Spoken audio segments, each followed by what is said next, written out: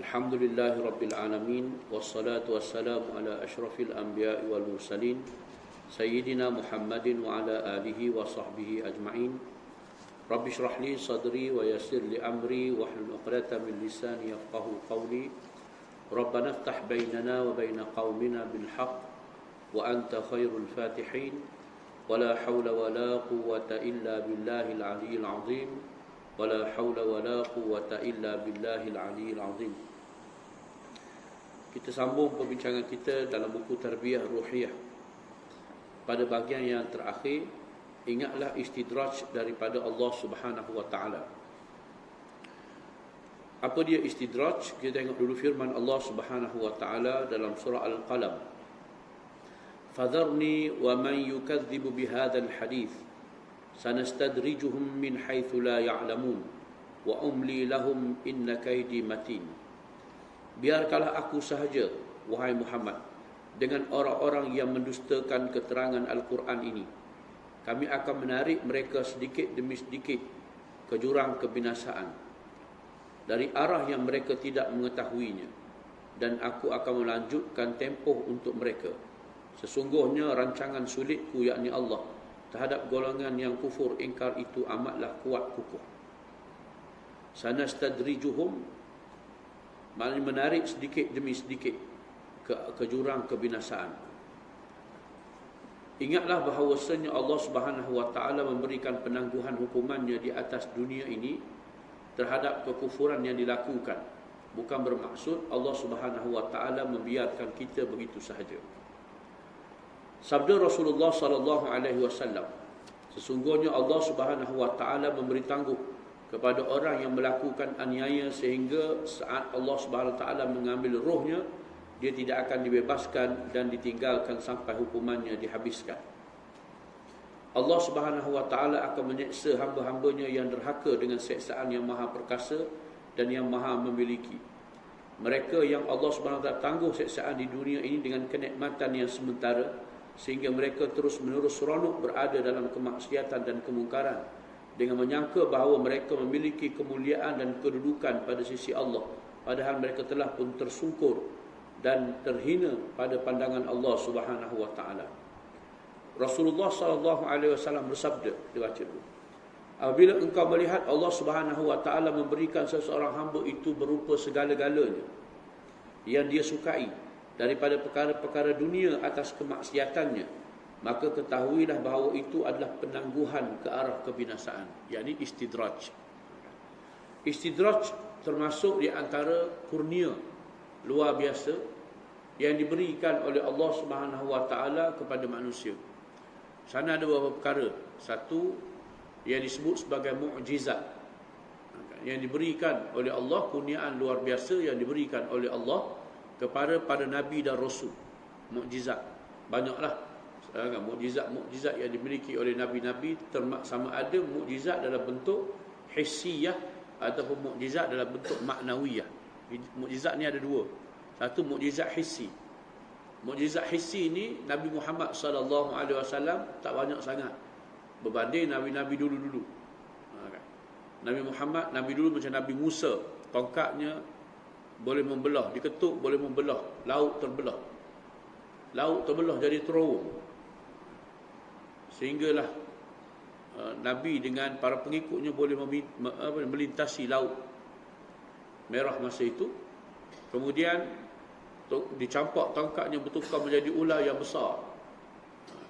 Dikeluarkan tangannya daripada poket, maka mengeluarkan cahaya. Apa lagi banyak mukjizat, termasuk mukjizat hissi Nabi Muhammad sallallahu alaihi wasallam, keluar air daripada tangan baginda. Ketika mana sahabat nak minum, keluar air dan sahabat boleh minum. Antaranya lagi mukjizat hissi yang ada pada Nabi, sahabat melihat ia membelah bulan. Memang benda pelik lah. Hari ini bila manusia tengok zaman teknologi ni, bulan besar begitu. Masa Nabi dulu, Nabi pernah dicabar untuk perkara tersebut, maka Nabi belah bulan. Hak sebelah tu, kalau kitanya bulan zaman dulunya orang Arab tengok bulan tu supaya tengok cahaya lampu gitu. Hak sebelah tu mari masuk dalam jubah Nabi ni, kemudian keluar sebelah ni, kemudian pergi semula ke langit dan bercantum. Memang benda yang pelik. Kan? Mukjizat yang berbentuk hissi. Pernah juga dalam perang Ahzab. Dalam perang Ahzab, sahabat rasa lapar. Tunjuklah perut masing-masing kat Nabi SAW. Ada ikat batu. Tengok Nabi buka jubah dia, ada ikat 2 butir batu kat perut ni. Apa sebab ikat batu ni? Orang dulu bila lapar, tak nak bagi angin masuk, ikat supaya tak terasa sakit perut lapar tersebut. Ada sahabat yang nampak, maka dia pergi berbisik dekat Nabi dan mengajak Nabi untuk mari ke rumah dia makan. Dia jemput Nabi je. Tiba-tiba Nabi pergi itu sekali dengan kawan-kawan, dia ajak sekali orang lain. Resah sahabat ni, buat makan sikit je, mari ramai-ramai. Dia beritahu Nabi yang ada makanan dia tu untuk dia dengan keluarga dia, dengan Nabi je dia buat, dia siap. Nabi kata tak apa, kamu hidang sahaja.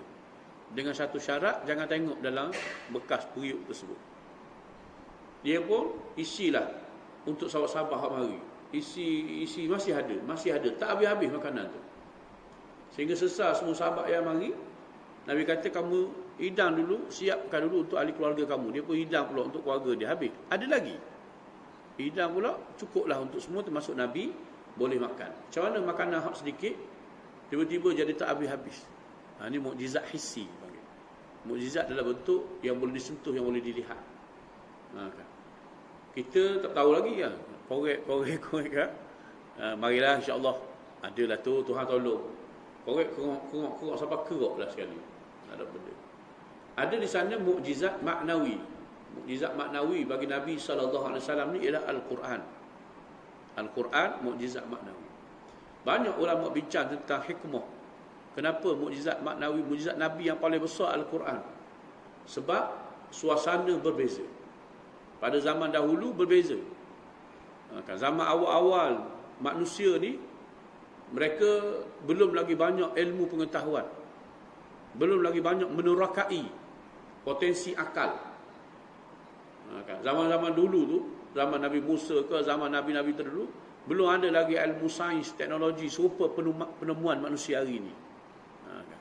Yang menjadikan zaman hari itu mukjizat yang paling utama yang boleh mencabar akal mereka dengan mudah. Mudah-mudah saja. Kau boleh tengok terus, direct. Tapi umat Nabi Muhammad SAW ni istimewa. Mereka umat yang Allah dengan ilmunya tahu dah. Manusia ni akan cipta komputer. Manusia akan cipta Android. Manusia akan cipta gelombang. Manusia akan cipta telefon. Allah tahu dah benda tu. Manusia akhir zaman esok ni banyak kepakaran, profesor-profesornya yang akan menghimpunkan ilmu-ilmu dan teknologi zaman.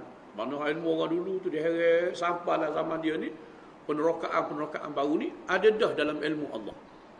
Walaupun zaman Nabi tu tak ada lagi komputer ke, tak ada lagi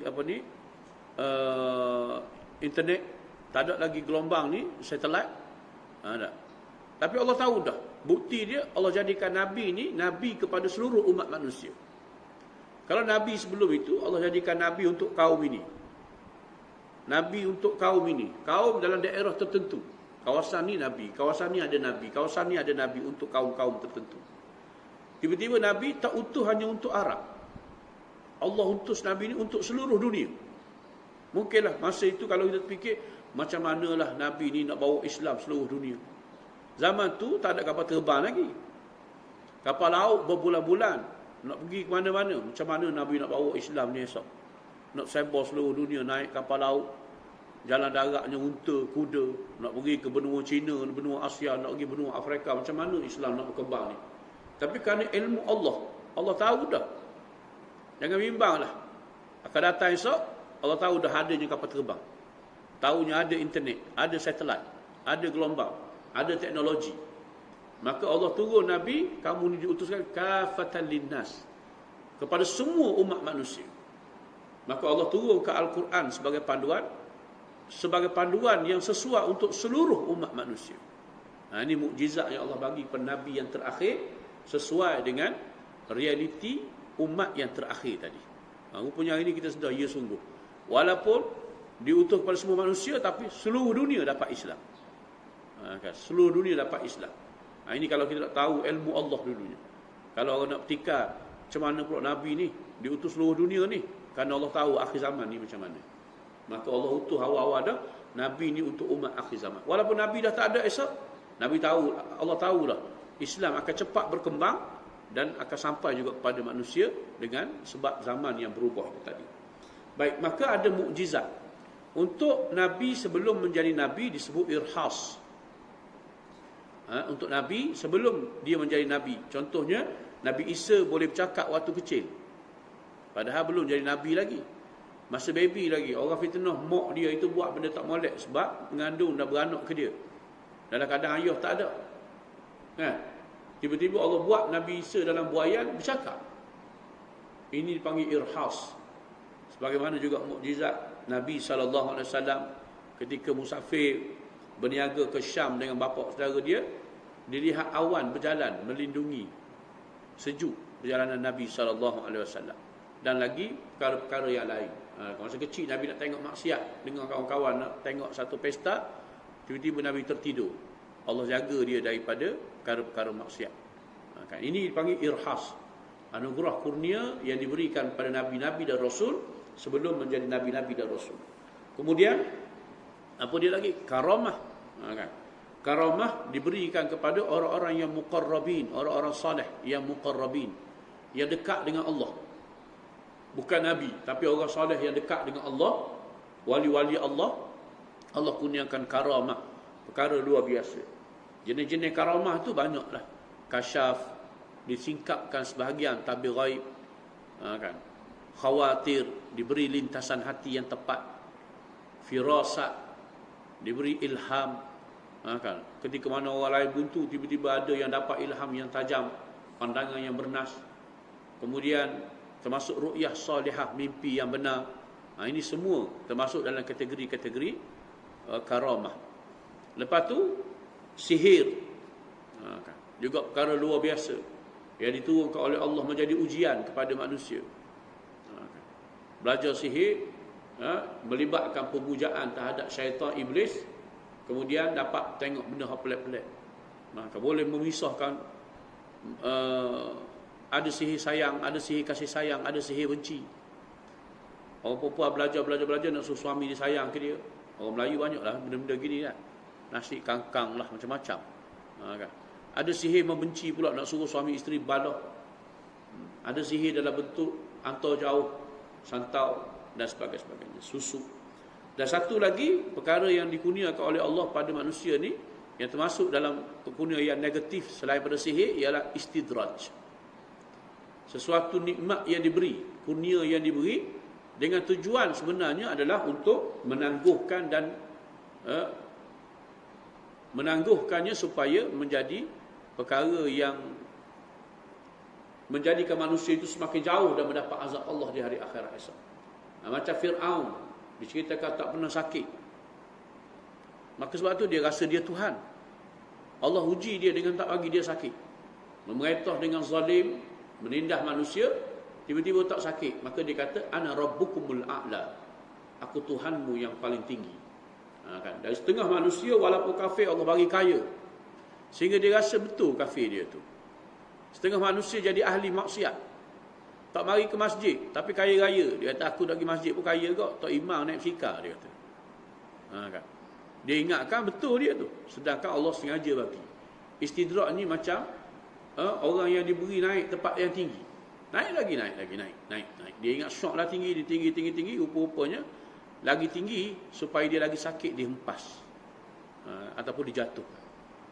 Dia bagi nikmat tu, dia ingat dia sedap lah. Sebenarnya Allah nak bagi supaya lagi dahsyat seksa yang disediakan untuk dia di dunia. Kan. Kalau orang susah dah, taklah kejut sangat, terseksa. Tapi kalau orang senang lenang ni, tiba-tiba kena seksa, terkejut. Betul tak? Kan, itulah dia istidraj. Kan? Wala yahsabanna alladhina kafaru annama numli lahum khairul li anfusihim innama numli lahum liyazdadu ithman walahum azabun muhin. Surah Ali Imran ayat 178. Jangan sekali-kali orang kafir menyangka bahawa kami membiarkan mereka hidup lama itu baik bagi diri mereka. Kerana sesungguhnya kami biarkan mereka hanyalah supaya mereka bertambah dosa di dunia. Dan mereka pula beroleh azab seksa yang menghinakan pada hari kiamat. Jangan kita rasa, apalah orang kafir panjang umur ni. Kita tengok orang Jepun panjang umur, setengah-setengahnya orang Cina panjang umur sebab jaga kesihatan. Orang Jepun berjalan kaki je, naik fika je, sihat. Buat apa? Tak sembah Allah, dia sembah matahari, dia sembah patung, tapi bagi panjang umur. Orang Islam pula sakit macam-macam. Itu salah orang Islam sendiri lah. Kecemani itu ini sebagainya. Kan? Dari satu sudut yang lain, bagi orang Islam pula, bila Allah beri penyakit kepada mereka, itu yang mungkin kita dah bincang dah sebelum daripada ini. Bila Allah SWT sayang hamba dia tu, maka Allah bagi dia penyakit. Sebab tu sehingga sebahagian ulama bimbang. Tengoklah, dia kata, kalau orang tu tak pernah sakit sampai ketua, sampai ni, bimbang. Takut itu istidraj. Kerana sebahagian daripada penyakit itu, dia kata saya jaga dah penyakit, kena juga penyakit lain. Sebahagian daripada penyakit itu Allah bagi kerana Allah nak hapuskan sebahagian dosa dia, supaya selamatlah perjalanan dia di hari akhirat esok. Jadi kalau kita tengok ada orang kena sakit teruk, jangan kita sangka buruk. Dia tu benda lah malang. Kan? Banyak sangat dosa, banyak sangat benda tak molek. Sedangkan itu tanda kasih sayang Allah Subhanahu Wa Taala. Allah tengok dosa, dia baik, tapi ada lagi dosa-dosa yang dia pernah lakukan dulu, Allah nak hapus bersih. Maka Allah bagi dia sakit. Bagi sakit, sehinggalah dia bertemu dengan Allah dalam keadaan tidak ada dosa. Jadi jangan suka sangat tengok orang sehat, tak ada apa, semayang dak, apa dak, dia tu tak ada benda. Molek ada je, tak semayang, tak apa, tapi sehat segar. Ini termasuk bimbang, termasuk dalam istidraj ni tadi. Allah sengaja bagi tempoh panjang, supaya nanti lagi teruk kamu kena azab di hari akhirat. Sebahagian daripada kalangan salafus salih menuturkan, berapa ramai orang yang ditarik secara beransur-ansur ke arah kebinasaan dengan diberikan nikmat kepadanya, sementara dia tidak menyedarinya. Dikatakan kepada Imam Hasan Al-Basri rahimahullah, kami melihat anda menangis. Beliau menjawab, aku takutkan Allah melemparkan aku ke dalam neraka, sementara Allah Subhanahu Wa Taala tidak mempedulikan aku. Tidak ada yang takut kepada Allah kecuali orang yang beriman, dan tidak ada yang merasa aman daripadanya kecuali orang-orang yang munafik. Kalau orang tu tak rasa takut, selamat dia rasa, maka pandangan Hasan Al-Basri, salah seorang tabi'in yang terkenal. Hasan Al-Basri ini dianggap mujaddid pada zaman beliau. Mujaddid ni orang yang bawa satu perubahan pada zaman dia. Dia di antara orang yang ketika mana orang berbalah, orang Islam berbalah politik, dia di antara yang datang membawa satu pendekatan untuk mentazkiyah orang Islam. Kalau sebelum tu orang Islam berdakwah pada orang kafir, tapi datangnya Hasan Al-Basri, dia di antara yang mula menekankan tentang soal pembersihan jiwa. Tapi dalam masa yang sama, ramainya orang-orang Kristian yang Islam di tangan beliau. Ni, kan, seorang yang dianggap sebagai mujaddid, Hasan Al-Basri, daripada kalangan tabi'in. Dia kata, kalau kita ni rasa aman, rasa selamat, tak rusing, tak risau, itu tanda-tanda munafik. Tiba hidup ni tak risau, insya-Allah lah, saya ni syurga dah. Beres dah ni, syurga dah. Tak rasa risau. Tak rasa, ya Allah, tolonglah. Janganlah Allah matikan aku dah. Tengok orang soleh mati. Saya semalam dapat berita dalam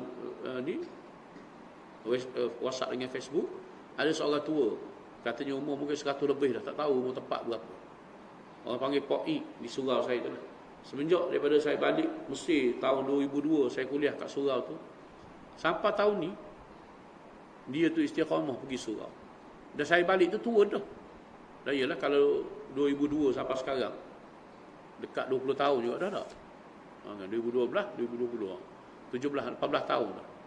Dia balik tu dia tua dah. Mungkin dalam lingkungan 80 tahun lebih dah. Istiqamah mari, naik bersikap. Modifat lampu suluh sendiri tak atas kepala ni. Buat bersikap tak ada lampu. Lalu kawasan kampung nak pergi surau kayu. Berata-rata kalau di Kuantan tu, kalau ada ceramah ustaz-ustaz mari pimpinan-pimpinan, ulama-ulama mari ceramah ni, ada. Naik bersikap. Tak lagi sangat, kalau jauh sangat, dia minta tumpang orang, tanya siapa nak pergi. Kalau surau saya tu memang ada tu. Dia ni jadi semangat pada kita. Kadang-kadang tengok dia tu, kita harap, ya Allah, mudah-mudahan majlis ni berkat dengan sebab dia. Kan. Orangnya tua sangat, bokok. Kita salam. Dan dalam 2-3 tahun ni sakit, selalu sakit. Mata tak nampak dah, tangan pun begitu dah. Kita salam dengan dia genggang lah tangan dia tu. Tak boleh supaya duduk atas kursi. Saya ingat dalam bulan lepas pun ada lagi. Duduk atas kursi, tak kenal orang dah, tanya salam dengan dia, sihat ke Pak I? Ustaz ke? Oh, dia pecium tangan lah. Cium muka kadang-kadang. semalam meninggal dunia. Orang-orang begini bila kita dengar tu cemburu kita. Ya Allah, kan. Mungkinlah dia bukan ustaz, bukan ulama, tapi kita berdoa pada Allah, kalau boleh aku nak taat beribadat istiqamah dengan surah masjid tu, serupa dia lah. Kematian yang kita rasa cemburu. Kerana orang dipanjangkan usia tapi boleh istiqamah. Kita hak muda pun, saya sendiri kita muda ni pun kadang-kadang culah juga malah. Tapi dia ni dah sakit tua. Kadang-kadang kita sakit sikit-sikit pun berat dah. Dia tu uzur. Dalam setahun dua ni terpaksa tak bawa bersikap dah. Orang lain bawa, minta tolong anak saudara dia, minta tolong saudara jiran dia, bawa mari. Tapi nak mari lagi surau. Kita demam sikit, dah kat umur. Macam manalah dengan dia tu kena sakit itu sakit ini tapi istiqamah. Mari ke surau. Justru apabila nafsu kita membisikkan untuk bermaksiat dan bertekad melakukan perbuatan dosa, maka katakanlah kepadanya, fadharni wa man yukadzibu bihadzal hadis sanastadrijuhum min haitsu la ya'lamun wa umli lahum inna kaidi matin. Ayat tadilah. Kalau bisik kepada nafsu kita, biarkanlah aku saja wahai Muhammad dengan orang yang mendustakan keterangan Al-Quran, kami akan menarik mereka sedikit demi sedikit ke jurang kebinasaan daripada apa yang mereka tidak mengetahuinya, dan aku akan melanjutkan tempoh untuk mereka. Sesungguhnya rancangan sulitku terhadap golongan kufur ingkar itu amatlah kuat sekali. Baik, habis itu sebenarnya. Kita tangguh. Ada bab terakhir penutup ni kita bagi kuliah sekali lagi. Lepas habislah kitab insya-Allah. Kita tangguh dengan tasbih kafarah dan surah An-Nas. Subhanakallah wa bihamdika asyhadu an la ilaha illa anta astaghfiruka wa atubu ilaik. Assalamualaikum warahmatullahi wabarakatuh.